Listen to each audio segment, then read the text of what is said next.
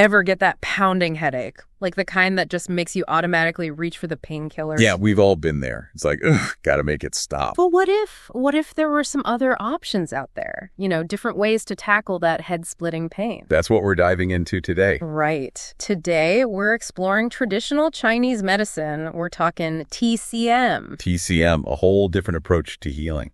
And get this, our jumping off point is this conversation a listener shared with us, and it's actually from a transcript for, wait for it, English fluency practice. Really? Yeah. Yeah. But tucked away in this language lesson is this super interesting chat about someone thinking about trying TCM for a headache that just won't quit. Like, it's been going on for days. Interesting. I'm already curious. What kind of TCM practices are they considering? So they talk about acupuncture, scraping, also known as gua sha, and cupping. And what we're going to do today is unpack these methods, see why someone might be drawn to them, and also get into those initial reactions. Because let's face it, some of these TCM practices can seem a little intense. Yeah, they can definitely raise some eyebrows. For sure. Okay, so picture this. The dialogue starts with someone describing their headache. And it's bad. They're like, my head's going to explode. They've been relying on painkillers, but the relief is just temporary. Oof, I can feel that. Right. And then someone chimes in and suggests acupuncture. They say their mom used it for headaches and swears by it. Ah, a personal recommendation. Exactly. But then here comes the big one, acupuncture. For many, that word equals needles. Needles, yeah. And the person in the dialogue, they're not exactly thrilled about that prospect. They even say something like, I don't want smoking needles poking into my flesh. Understandable. Yeah. I mean, needles aren't exactly known for being a walk in the park. So how do they address this fear in the conversation? Okay, so they start by explaining that it's not just random needle poking. There's a method to the madness, right? Acupuncturists target very specific points on the body. Right, pressure points. Yeah. And these pressure points, they're not just random spots, are they? Nope, not at all. So in TCM, these points are believed to lie along these pathways called meridians. And these meridians are like channels for this vital energy that flows through the body. They call it qi. Qi, that's a key concept in TCM. It is. It's like this life force energy. Mhm. And the idea is that when the flow of qi is disrupted or blocked, that's when you can experience health issues. Interesting. And acupuncture aims to help restore the balance, get that qi flowing smoothly again. Like clearing a traffic jam in your energy system. Exactly.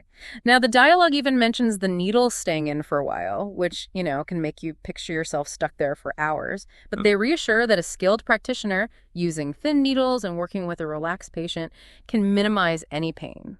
They even talk about these super fine, high-tech needles. High-tech needles, huh? Yeah, like micro-thin, almost painless, designed for maximum pain relief. Sounds fascinating. So they're using technology to refine these ancient practices. Right.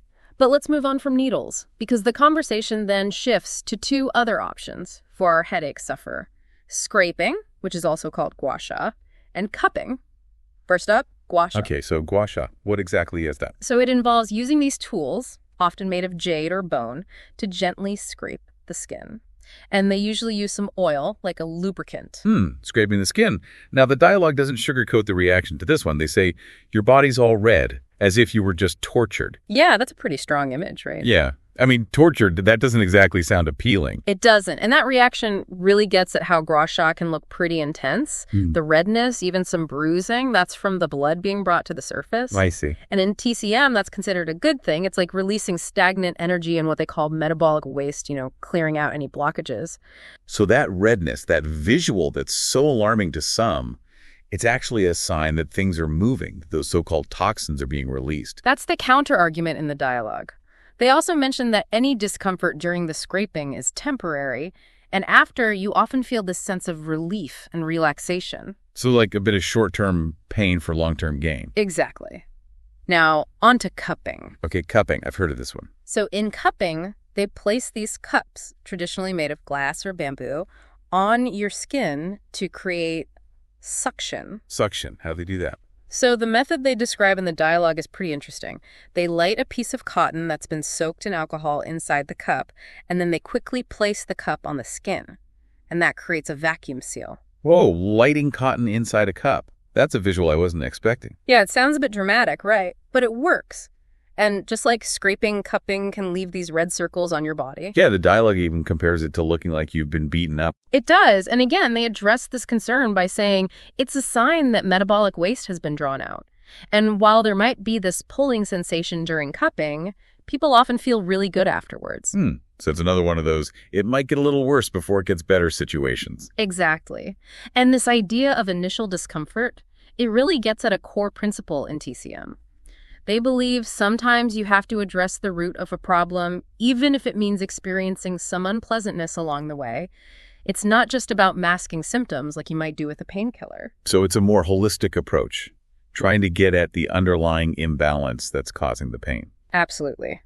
Now, the conversation also highlights this interesting distinction between alternative and traditional medicine.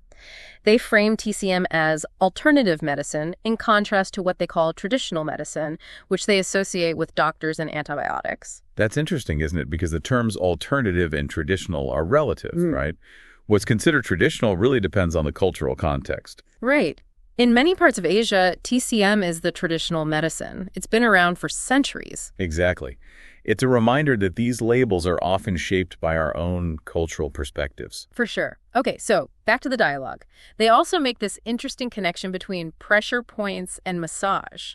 Oh, like how massage therapists also target specific points on the body. Yeah, they point out that many of these pressure points used in acupuncture are also key points in massage therapy. That makes sense. Massage can be super effective for releasing tension and promoting relaxation. And it often involves applying pressure to those same points. It does, and they mention how different points are believed to correspond to different parts of the body, like the liver and kidneys. It really highlights how interconnected everything is, according to TCM. It does. It's not just about treating isolated symptoms, but rather looking at the whole system. Now let's circle back to those key vocabulary words from the English lesson. You mean alleviate pain and inflict pain? Exactly. Our headache sufferer is definitely hoping to alleviate their pain and not inflict more. Of course. And the lesson makes it clear, alleviate pain means to reduce it or make it go away, while inflict pain means to cause pain. And this contrast really highlights the initial hesitation some people might have towards TCM. You know, like, will this actually help or will it just make things worse? Yeah, especially when you compare it to the promise of quick relief from a painkiller. Right. Now, the English lesson also throws in a little grammar point.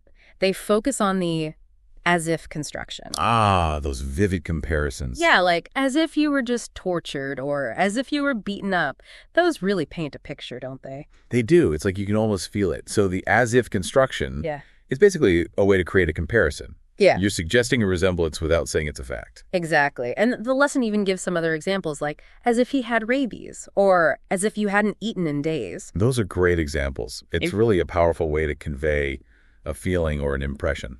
Okay, so we can't talk about TCM without acknowledging the elephant in the room, right? The skepticism. Especially in the West, there can be a lot of skepticism around TCM. That's true. I mean, concepts like qi and the idea of balancing these unseen forces in the body, they can seem a little, well, abstract. For sure.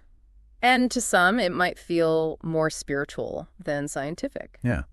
But the dialogue does offer this interesting counterpoint. Oh, you mean the story about the headache being relieved just by pressing a point on the thumb? Yes. Yes. That's a pretty compelling personal experience. And it shows that even simple techniques can have a real impact. It does. But what's also interesting is that the same person who shares that story also expresses skepticism about other TCM practices, like using herbs for fertility. Right, so it's not a blind acceptance. No, it's more nuanced than that. And it brings up this really important point. Individual belief and experience can play a huge role in how effective any treatment is perceived to be, even in conventional Western medicine. The placebo effect, right? Exactly. Our minds and our beliefs can have a powerful impact on our bodies. Okay, last but not least, the dialogue briefly touches on the history of TCM, and they point out that it predates Western medicine as we know it. It's been around for centuries. Yeah, TCM has a rich and extensive history. And for a long time, it was the main system of medicine in many parts of Asia. Which suggests as the dialogue hints at, that there's probably a lot of wisdom there, a lot of accumulated knowledge that could be valuable even today. Right. You have to wonder if Western medicine might have something to learn from these traditional approaches. Exactly. It really challenges us to think beyond our current understanding of health and healing. It does. So, as we wrap up this deep dive, let's recap. We started with a headache, a pretty bad one. And from there, we explored 3 key TCM practices: acupuncture, scraping, and cupping. We saw how these practices, while they might seem a little intense at first, are all about addressing those underlying imbalances and ultimately alleviating pain. We talked about the contrast with conventional painkillers, the whole debate about alternative versus traditional, and the role of belief in healing. And we even got a little grammar lesson along the way. We did. This little conversation about TCM has really opened up a whole world of thought about different ways to approach health and well-being. It really has. And as we sign off, I want to leave you with this. With all the different healing systems that exist across cultures, what other forms of traditional medicine might be out there, holding valuable insights that we haven't fully explored or maybe even completely overlooked? It's something to ponder. It definitely is. Food for thought. Until next time. See you then.